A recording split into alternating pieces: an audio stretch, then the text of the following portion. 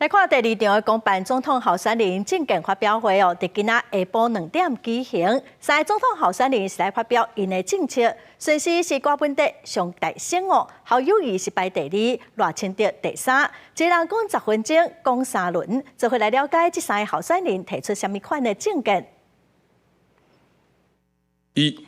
解决108课纲的困境，简化学习历程，学科考试纳考国英数不再一试定江山。第2，高教改革。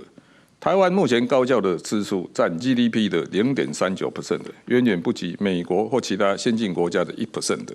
因此，我要提升高教的支出，提升教育的薪资。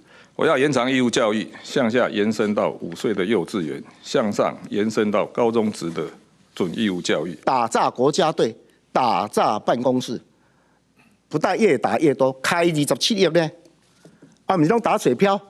迄个都无去，司法部1年外开200亿、200亿呢，还过来毒品、枪支，包括咱的黑帮、黑道帮派。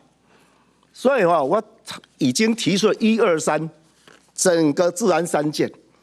这个治安3件里面，1打诈，2扫毒扫枪，3持暴，这是我的专长。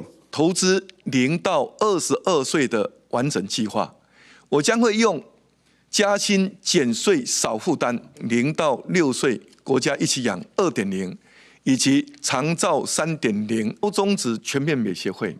弱势家庭，年收入不到70万的，不管是念公立或私立，每一个孩子每年每人补助2万元；年收入70万到90万之间的，不管念公立或念私立，每人每年补助1万5千块钱。